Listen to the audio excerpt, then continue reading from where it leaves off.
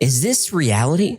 Well, we're experiencing something right now, so maybe the better question is, what is reality? Could everything we see, everything we experience, everything that exists in our entire universe be artificial? Supporters of simulation theory think that not only is it possible that we're living in a simulation, it's likely. And the more we look for evidence, the more we find. Let's find out why.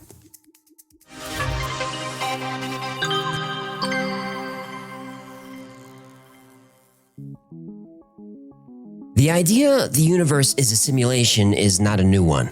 Similar theories exist in ancient cultures around the world.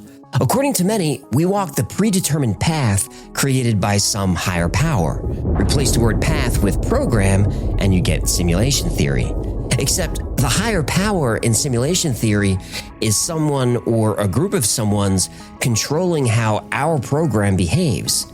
Deities, aliens, men in black, even YouTube hosts may just be parts of a program overseeing you and controlling how you perceive reality.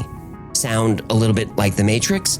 Well, not quite, because unlike The Matrix, in this simulation, we aren't just humans plugged into a computer, but consciousness bound within code. We're all parts of a program that are designed to think that we're not parts of a program. As soon as someone turns off the power, everyone stops existing at the same time. Turn the power back on, and we're all back and don't even know the difference.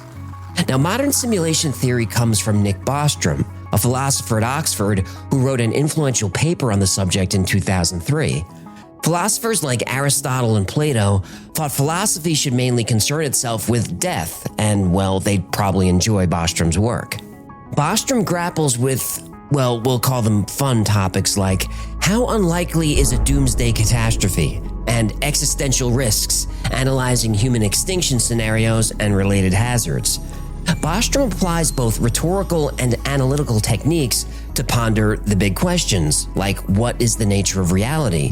What comes after death? How long can civilization last? Bostrom lays out simulation theory in a research paper. He then uses statistics to show just how likely it is that we're living in a simulation. Assuming that we can live in a simulation, he presents the simulation trilemma, which says one of the following must be true. 1, we destroy ourselves before we're able to create a simulation.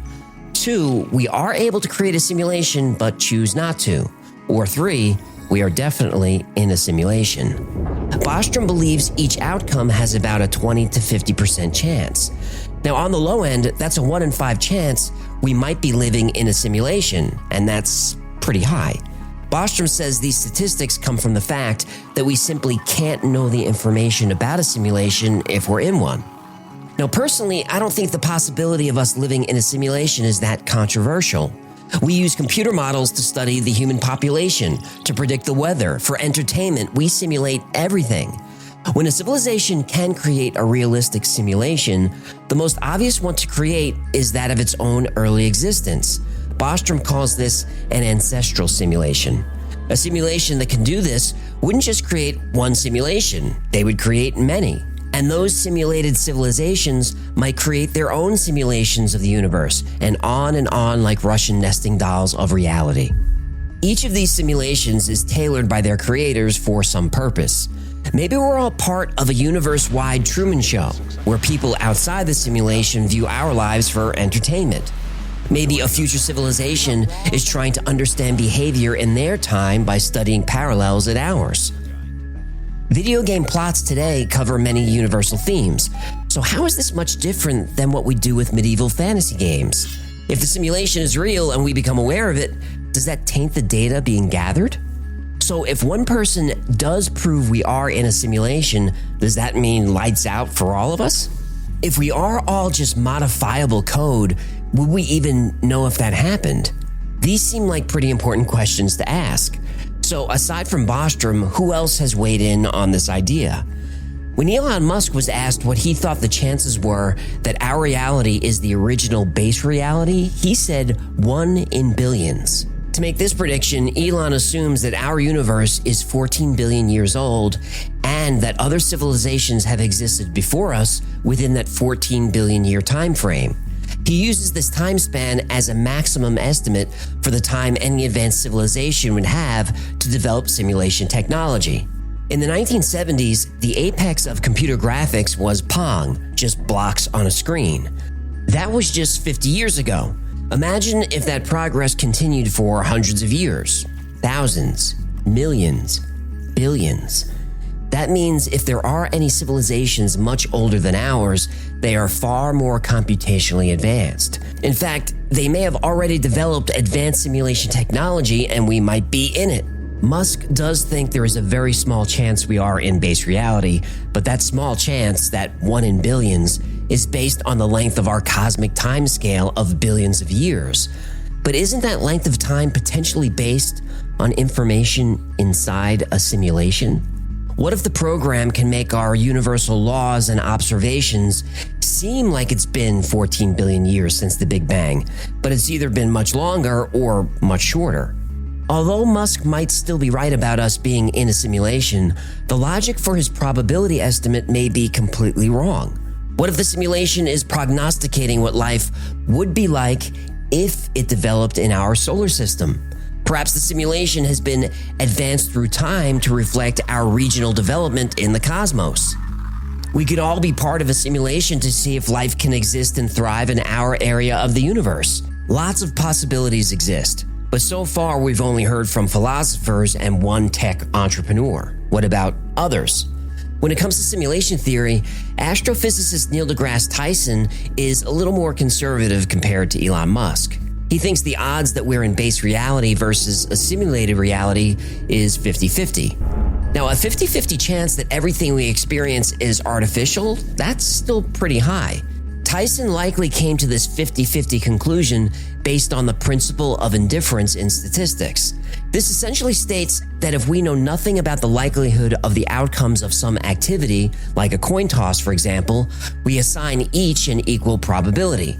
So since we're not able to know the difference between a simulation and base reality according to Bostrom, we assign each possibility an equal chance within the framework of the theory. We're either in a simulation or we're not. It's 50-50. The 50-50 estimate from deGrasse Tyson also collapses Bostrom's trilemma into a dilemma, since the first two options both represent the same outcome of us not being in a simulation. Bostrom somewhat disagrees with this calculation and infers a 20% probability based on his original trilemma assumption and a few other factors. Regardless of whether the probability is 50% or 20%, that's still a pretty high chance that our reality isn't at all what we think it is. So, should we be concerned? Well, even though scientists like deGrasse Tyson weigh in on this theory, it's not a scientific theory. Simulation theory isn't math, it's philosophy. It isn't physics, it's metaphysics. So what we need is hard evidence that we live in a simulation. And to find proof, we'll have to take a hard look at the fabric of reality. Let's start at the beginning. There was no space or time. The contents of the entire universe were concentrated to the size of a tennis ball and had a temperature of a quadrillion degrees. Then suddenly, the Big Bang. Everything explodes outward faster than the speed of light. Then about 14 billion years later, we've got galaxies and planets and ice cream and K-pop. Okay, if before the Big Bang there was no space and no time, then what was there? And what about the beginning of the universe from the religious point of view? God created everything. Fine. Where was he before? What caused the Big Bang to happen in the first place? Or what made God decide to beatbox the universe into existence, or wiggle his nose, or whatever he did to make everything happen? If you ask a physicist to explain what existed before the universe, they'll give you an answer about quantum foam, dark energy, or something just as bonkers as the Big Bang. Ask a theologian what existed before God created the universe, and you'll get an answer equally as confusing related to infinite existences and the unknowable nature of the divine. But what does make sense is that the universe was just sitting there, dormant. Then someone somewhere decided to boot up a program. And in that program, our program, are all the laws of the universe. Electromagnetism and gravitational force are written into the program. The speed of light gets a value. There's code for Planck's constant, relating mass and energy. Avogadro's number gets a value, along with a bunch of other rules that govern the behavior of everything that exists, all parts of our program. Even consciousness itself is part of our simulation. Each person within our reality is just a subroutine running within a gigantic computer. We're all designed to have different traits and participate in our reality in different ways. Everyone, including you and me, are just complex, non-playable characters or NPCs that run off predetermined code. Perhaps that code is flexible and allows for some truly random behavior, but overall it still behaves according to rules prescribed in the program. Our consciousness feels like we're independent because we're kept in a constant state of ignorance by the combination of the simulations-based programming and ad hoc additions run by simulation agents that maintain the illusion of reality. These simulation agents are designed to act, especially when the simulation is in jeopardy of being discovered. The ad hoc programs can do things like change the cognition of scientists when they view electrons in motion, or reset and reconfigure the memories of different programmed humans within it. But perhaps the program isn't perfect. Maybe you've had memories of past lives in different cultures. That's just your code getting commingled with another fragment in the simulation's memory. Been abducted by aliens? Maybe the simulation was overwriting your memory after you discovered it. Alien abductions are often difficult to prove. What if that's the point and the intent of the simulation?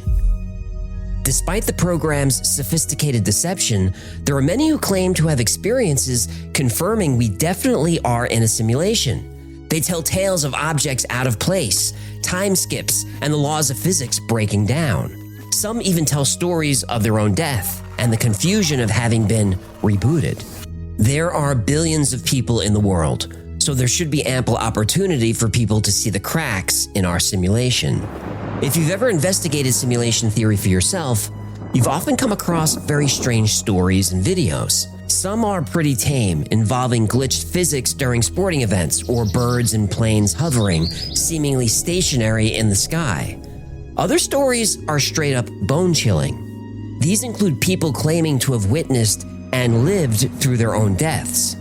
One sunny afternoon, a young man claims he was once napping and woke up to a phone call. On the phone was his next-door neighbor, who asked him to help move some heavy furniture. Being a good friend, the man obliged. While carrying a massive antique dresser up the front stairs of his friend's house, another person helping let their grip on the dresser slip, leading to a catastrophe. Unable to handle the full weight of the dresser, the man fell underneath it to the pavement, striking his head on the sidewalk, dying instantly. But according to this man, this wasn't the end. The next thing he remembers, he woke again from his nap 20 minutes before the incident and remembered everything. Just like before, he got a phone call from his neighbor to help move the furniture. But when he agreed to help his friend, this time the man said, somewhat jokingly, "I'll help carry everything, but I'm not touching the antique dresser." To which his friend replied, "How did you know we had an antique dresser?" In another example, a gas station attendant encountered a mysterious woman during a graveyard shift at night. The woman appeared to be a normal soccer mom type, but was clearly distraught to the point the attendant thought she might be on drugs. When she entered the gas station, the woman asked, "Can you see me?" Confused by the question and noticing the woman's distress, the clerk asked her to sit down and breathe. She began to tell him the story of how she'd just woken up in her car after dying in a car accident. Speaking with tremendous difficulty, the woman said that she remembered her car being hit, then colliding with a telephone pole. She also remembered feeling both pain and confusion as she died in the ambulance on the way to the hospital. As she passed away, she slipped into a white light and then with a jolt, woke up in her car without a scratch on her. To her shock, her car was stopped at the same red light where she was just struck and killed. She immediately drove her car in the opposite direction, away from her own death, and into the nearest parking lot, which happened to be the gas station. She said she tried to calm herself before approaching the storefront, but that clearly didn't work out too well. Shocked but still in disbelief at the story, the attendant helped call the woman's husband to arrange a ride. After the woman and her husband left, the gas station attendant never heard from them again. Stories like these are common on simulation theory forums. People seem to think something is happening to them, but what's really going on here? Is the simulation protecting them? Maybe. Maybe some people are flagged as critical and need to exist for the program to execute. Or maybe someone is telling a story on the internet for attention. Now, if you've never heard of simulation theory, then these stories might sound far-fetched. But some of the world's most respected scientists, technologists, and philosophers believe it is more likely than not that we are living in an artificial reality. So, how do we prove it?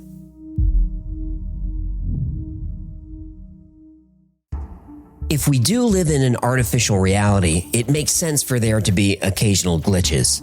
Philip K. Dick is one of the most influential science fiction writers of all time. Movies based on his books include Blade Runner, Total Recall, Minority Report, The Adjustment Bureau, and plenty of others.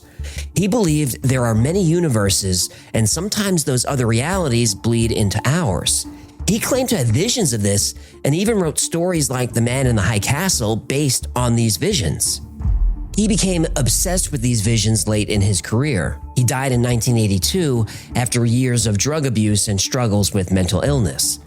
Perhaps whatever glitch that allowed him to see across simulated realities also corrupted his base program. It could be the madness that often overtakes brilliant minds that can be explained by something as mundane as a software error. One other way realities blend into ours could be the Mandela Effect. The Mandela Effect is when a large number of people have memories of events that don't match reality. It's called the Mandela Effect because millions of people specifically remember Nelson Mandela dying in prison. He didn't. People remember his wife walking beside his casket in a funeral procession that was on television for 2 hours that day. This never happened. Or the Berenstain Bears, which people insist were always called the Berenstein Bears. People remember the tycoon from Napoli having a monocle that he never had. Darth Vader never said, "Luke, I am your father." What he did say is, "He told me you killed him." "No, I am your father."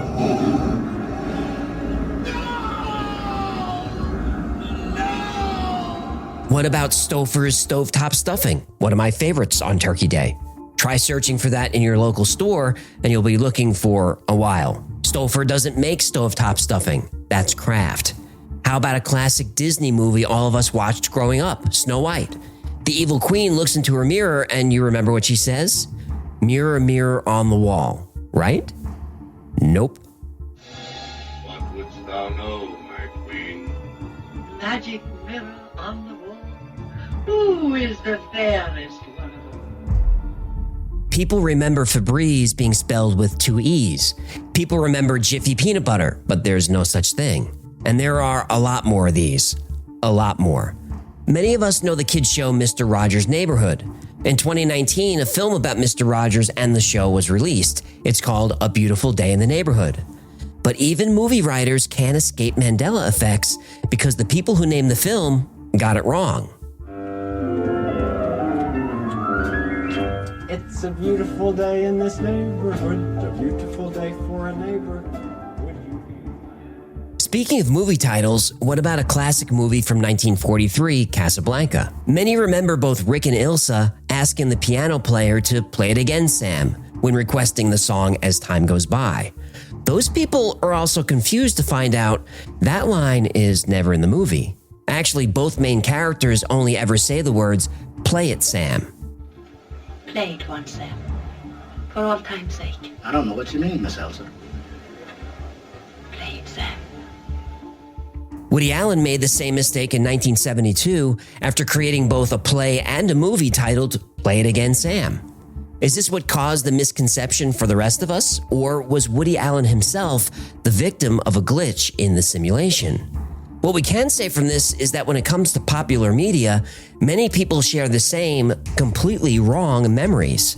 Maybe some people don't get all the new information when the simulation is updated, or their code has been ported over from some other simulation. Personally, I don't have most of these false memories, but there are a few that get me. The Flintstones. There are 2 T's in the Flintstones. I remember just one. What about the Fruit of the Loom logo? I swear it had a cornucopia, a basket. But if you look, no, there's no cornucopia. It's just a pile of fruit. And at the end of Moonraker, a terrible but excellent James Bond movie, I remember Jaws' girlfriend as having braces. I mean, I specifically remember it. She didn't have braces. She had pretty white teeth. I just can't get my brain to accept it. That's the Mandela Effect. So why do millions of people distinctly remember different things? Glitch in the simulation? Philip K. Dick also felt that when we experience deja vu, it's because something in our simulated universe changed and a new timeline branched off of the current one. Ever feel like you've lived a moment before? That's because, according to Philip K. Dick and others, you have. Deja vu is the simulation correcting itself with new information. But skeptics can easily dismiss these theories. The human mind is terribly unreliable. They don't accept any of this as evidence. But we're not done yet. We live in a huge universe, 200 billion trillion stars. Even if life is rare, you'd think there'd be some evidence somewhere. This is Fermi's paradox. According to the Drake equation, there should be over 1 million technologically advanced civilizations just in our galaxy, and on average, the nearest one should be just a few hundred light years away. But there's nothing, at least nothing we can see. So where is everybody? Isn't it convenient that, so far, we're the only ones here? Are we really alone in the universe, or does our program only focus on us? And what about the physical rules that are in place? Max Tegmark, a cosmologist at MIT, said the strict laws of physics point to the possibility of a simulation. Putting a cap on the speed of light is a good way to keep your Sims from venturing out too far from home. Theoretical physicist James Gates doesn't quite buy into simulation theory, but while studying electrons, he found error-correcting code buried deep inside the equations used to describe particles in string theory. So you're saying as you dig deeper, you find computer code writ in the fabric of the cosmos? Into the equations that we want to use to describe the cosmos, yes. Computer code. Computer code, strings of bits of ones and zeros. It's not just sort of resembles computer code, you're saying it is computer code. It's not even just is computer code, it's a special kind of computer code that was invented by a scientist named Claude Shannon in the 1940s. That's what we find very, very deeply inside the equations that occur in string theory and in general in systems that we can say are supersymmetric. To clarify, this doesn't mean that he looked really close at an electron and saw the matrix. Dr. Gates studies supersymmetry, or putting it simply, the organization of different quantum particles and their relation to each other. Supersymmetry is just one part of a larger theory that tries to explain why our universe is what it is, whether that's a simulation or maybe something even weirder. Now, there's a lot of complicated math associated with Gates' work, but the conclusion is that he found features that act like Shannon codes or prefixes used in data compression when he was studying supersymmetry. These features are still unexplained, but point to the possibility that something intelligent is at work. So what else do we have? In 2017, a group of scientists at the University of Washington proved they could embed computer code into strands of DNA. DNA controls things like your hair color, your height, and whether you'll get a certain disease or not. If we can write computer code onto DNA, doesn't that mean something about us and our relationship with reality? What it does prove is that in our universe, numbers are very important, whether we're in a simulation or not. After all, everything in nature is math. Look at the Fibonacci sequence. You get the Fibonacci sequence by adding two previous numbers in the sequence together. So 1 + 1 = 2, 2 + 1 = 3, 3 + 2 = 5, 5 + 3 = 8, and so on and so on.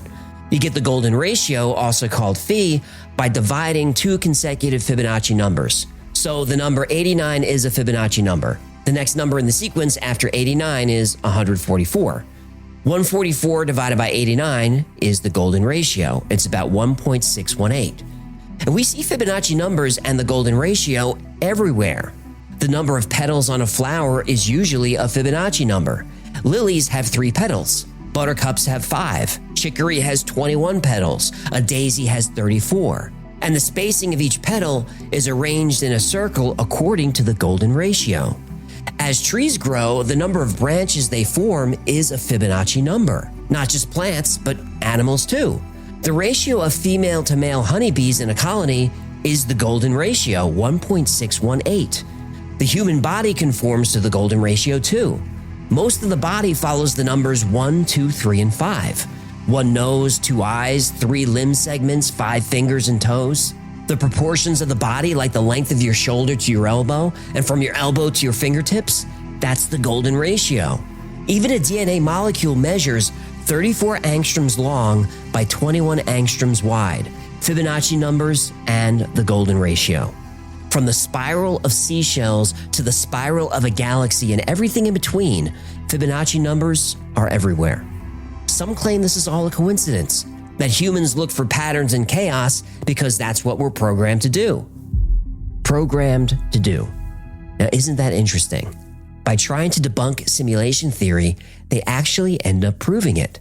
No matter what we study, whether it's something the size of a galaxy or as small as an electron, everything in the universe seems to follow patterns and rules. In other words, a program.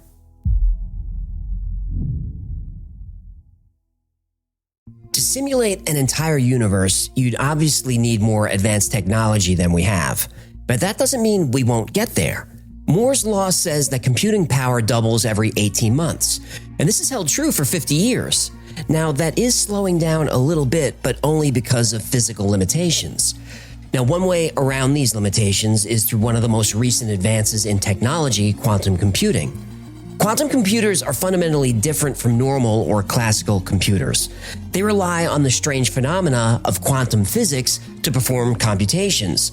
Normal computers use bits that can be in a 1 or a 0 state to store information. Quantum computers use quantum bits, or qubits. Qubits can exist in a superposition of 0 and 1, so a qubit can essentially be both 0 and 1 at the same time. This allows quantum computers to represent and process a massive amount of information at once. Another quantum property called entanglement causes groups of qubits to behave as a single system. This allows operations to be performed on many qubits simultaneously. So is quantum computing going to give us enough power to do a universal simulation? Well, maybe, but right now it's hard to imagine. Most quantum computers are only useful for specific types of calculations, not creating universal simulations. So what other options do we have? Well, assuming we can learn to make microchips smaller, and there's no doubt we will, it's predicted that artificial intelligence could surpass human intelligence within the next 100 years, or maybe sooner. Let's assume for a second we build an AI and use it responsibly. Now, even though there's a lot of evidence that we probably won't, let's just assume we will. The emergence of a superintelligent AI system may accelerate technological development in ways that people have never imagined. Pattern recognition is something that helps drive progress in both science and engineering. For example, an engineer may notice that certain defects occur at a specific time on a production line, helping identify a faulty machine or something else in need of improvement. Newton noticed apples falling and put together his gravitational theory. And when Einstein was 16, he imagined himself chasing after a beam of light, which later influenced his theories on special relativity. Newton and Einstein were brilliant humans, but combined their brains with Leonardo da Vinci, Archimedes, René Descartes, and Stephen Hawking, that could never match the reasoning power of an advanced AI, not even close. Using AI as a tool, we may discover that the laws of nature, originally interpreted by genius-level humans, were wrong all along. The breakthroughs that happen after these discoveries could open the door to new power generation methods, computational theories, and eventually universal simulation technology. If we are in a simulation, though, perhaps any AI we develop will also be constrained by its rules. Or worse, become a powerful new agent of the simulation, preventing any of us from ever knowing the truth. If we aren't destroyed by AI or other things first, what types of technology do we know must be developed to support a simulation? Well, as Elon Musk points out, when he was a kid, the world's most advanced video game was Pong, 2 rectangles on a screen. 40 years later, video game technology is barely distinguishable from reality. He said that 7 years ago. Even in that short time, video game engines have become even more realistic. As I record this, Unreal Engine 5 is the most advanced game engine. In a recent study, people were shown two photographs. One was computer generated, one was actually a photograph. In 90% of the cases, people couldn't tell the difference. Imagine what games are going to look like in the next 7 years, or the next 70, or 7,000. But simulating an entire universe? How big of a computer would we need? It's estimated that there are 10 to the power of 80 atoms in the universe. That's already a number so large, most can't even envision it. If each particle needs 128 bits to calculate its position and momentum, you're at 10 to the power of 83 bits. That's just for data storage. We also need computing power to track what each of those particles is doing. So if we say 2 floating point operations per second, or 2 flops per particle, we're at 2 times 10 to the 80th flops. There aren't even words for these numbers. This is the computing power just for the stuff in the universe. What about human intelligence? The human brain can perform 100 trillion calculations per second, or 100 teraflops. Multiplied by billions of people, the numbers are ridiculous. To power all of this, the simulation would need access to multiple Dyson spheres, the megastructures that capture 100% of the energy of a star, or would need to harness the energy from black holes. Now, building a Dyson sphere in our solar system would be astronomically difficult. Let's imagine one halfway between the Sun and Mercury to harvest solar energy. Now, assuming a shell thickness equal to a skyscraper, about 2,000 feet, the required material is mind-boggling, over 400 times Avogadro's number. Now, remember high school chemistry? A mole is 6.022 times 10 to the 23rd particles. If we produced a mole of rice grains, it would blanket the Earth 250 feet deep. Our sphere needs 400 moles of material. Are you not following these numbers? Don't worry, you're not supposed to. All right, to get 400 moles of material, we'd need to convert planets into desired elements, requiring a nuclear forge as powerful as a Dyson sphere. So which came first, the sphere or the forge to build it? So making the shell a few atoms thin would reduce the material demand, but that's nanofabrication far beyond our ability. Plus, we don't know how to protect ourselves from solar flares. How are we supposed to protect a Dyson sphere a few atoms thick? So building a Dyson sphere requires technology far beyond today's capabilities. It demands breakthroughs in nuclear engineering and nanofabrication we won't achieve for a very long time, if ever. The sheer scale makes constructing a solar system-sized energy harvester a distant dream given physics as we understand it. This is why famous physicists like Dr. Michio Kaku are not on board with simulation theory. He claims that simulating entire galaxies is not scientifically possible. The only computer capable of simulating a universe is the universe itself. And at first glance, that makes sense. But with all due respect to Dr. Kaku, that's not how simulations work. When you're playing a 3D video game, the entire game world is not rendered. Instead, the game engine only calculates what the player can see and interact with at that specific moment. Now, if we are living in a simulation, then it would make sense that the creators would use a similar technique. And wouldn't it be interesting if there was evidence that this is exactly what happens? Supporters of simulation theory often point to video games as a way to explain, if not prove, that our reality is artificial. In a video game, the only data that is rendered is what the player sees or interacts with. If you're playing a video game and there's a car or a building a mile away, that entire object isn't rendered. The game engine only renders the bare minimum of information to make the object look real. A distant building is rendered as just a few pixels, not that complicated. But as you get closer, the engine renders more details, but still it's just the facade. The engine doesn't bother calculating what's inside the building until you actually go in. The game engine always knows how much data to feed you and doesn't bother with anything else. Now, if we live in a simulation, it would make sense that our reality is rendered the same way. And we can see this behavior through experiments. Specifically, we can use the Double-Slit Experiment. Here's how it goes.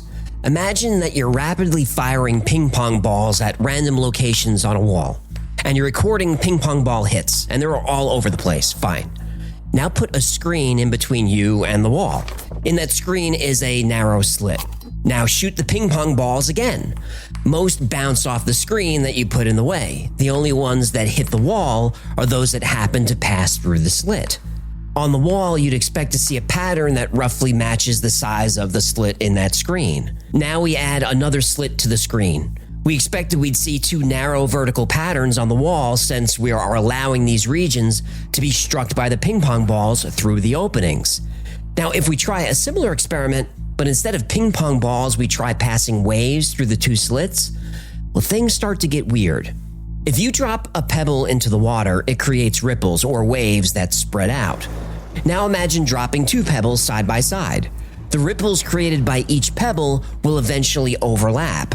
Where they overlap, they create a new pattern. This is called interference. Some parts of the waves combine to make bigger waves. Some parts cancel each other out, making flat spots. Now, back to our two slits. If you shoot ping pong balls through the two slits, on the wall you see two lines. Makes sense. If you pass waves through the two slits, they act just like the water waves did. The waves create an interference pattern of many lines. It basically looks like a bunch of vertical lines, some light, some dark. So what happens with small particles like electrons? If we fire electrons through a single slit, we see the clumping pattern as expected. An electron has mass, so it's a tiny bit of matter. So if we fire electrons through two slits, we should see two clumps, just like the ping pong balls. But we don't. We see the wave interference pattern. What is going on here? For years, scientists assumed that the electrons were colliding with each other, causing the wave pattern. In the 1960s, the experiment was modified so that only one electron at a time was fired through the slits. There was no way the electrons could interact with each other. Yet we still see an interference pattern of multiple lines. Scientists wanted to see what was causing this, so they added a detector to observe electrons as they pass through the slits. That's when things go from weird to paranormal. As soon as the detectors were installed, the interference pattern went away and the clumping pattern returned. Take the detectors away and the wave interference pattern is back. It's as if the particles are aware they're being observed. Then physicist John Wheeler had an idea. He called it the delayed choice experiment. Here's how it works. Photons are projected through the double slit, but the detector is not activated until after they pass through the slit, but before they impact the screen. Make sense? We try to catch them in between. Photons were emitted as waves, passed through the slits as waves, but when the waves were observed before hitting the screen, suddenly they behaved like particles again. Still don't think there's intelligence at work? Well, what Wheeler's experiment showed is that even though the electrons started as waves, they behaved like particles after being observed. At the moment the decision to observe them was made, the electrons recorded themselves as having passed through the slits as particles. In other words, the electrons changed their state by going back in time. Now, this experiment is happening on a table in a lab, a very short distance. So what happens when we observe light coming from vast distances, like say a galaxy 100 million light years away? If light from a distant galaxy is projected through the double slit, it creates the wave interference pattern. But if we push those photons through a measuring apparatus to observe them, guess what? The wave again collapses all the way back to its source. This is called retrocausality. Simply by choosing to observe the photons this way, they reach back through time 100 million years and alter their state on the other side of the galaxy. But, like a video game engine, it only does this if we're looking. Now, even though our universe is full of galaxies, those galaxies may not actually be there. If we're living in a simulation, then stars and galaxies could simply be projections, and only when we get up close would those projections become more detailed. This is an excellent way to save computational resources, and because we're stuck with the hard limit of the speed of light, getting to far-off places is really difficult.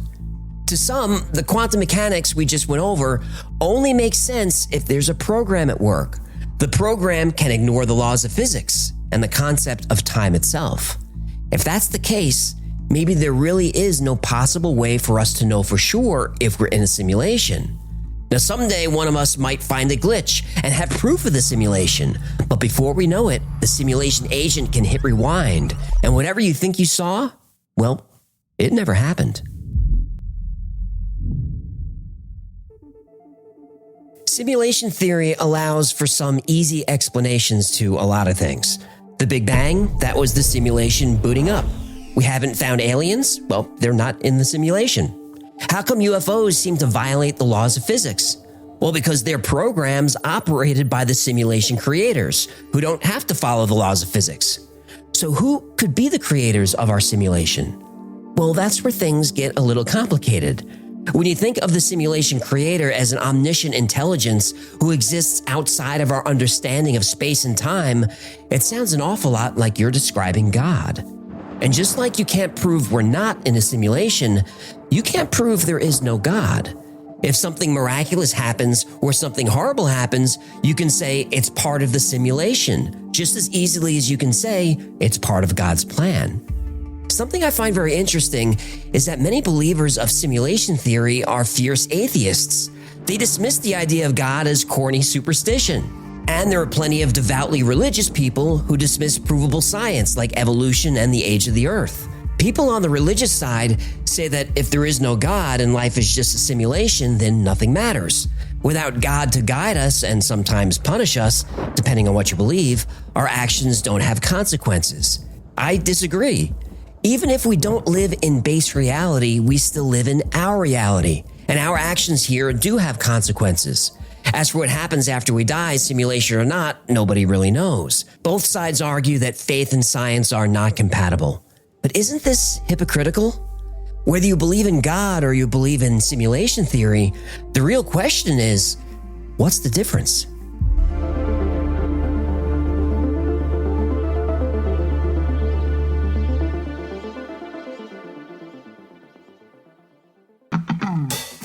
Thank you so much for hanging out with me today. My name is AJ. This has been the Y-Files. If you had fun or learned anything, do me a favor, leave the podcast a nice review. That lets me know to keep making these things for you.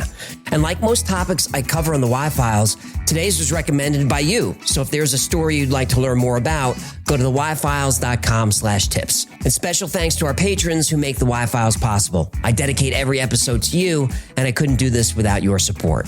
So if you'd like to support the Y-Files, consider becoming a member on Patreon. For as little as $3 a month, you get all kinds of perks. You get early access to videos without commercials. You get first dibs on products like the Hecklefish Talking Plushie. You get special access on Discord. And you get 2 private live streams every week just for you. Plus, you help keep the Y-Files alive. Another great way to support is grab something from the Y-Files store. Go to shop.theyfiles.com, and we've got mugs and t-shirts and all the typical merch, but I'll make you 2 promises. 1, our merch is way more fun than anyone else, and 2, I keep the prices much lower than other creators. And if you've followed the Y-Files for a while, you know it's important to me to keep the cost to you as low as possible. All right, those are the plugs, and that's the show. Until next time, be safe, be kind, and know that you are appreciated.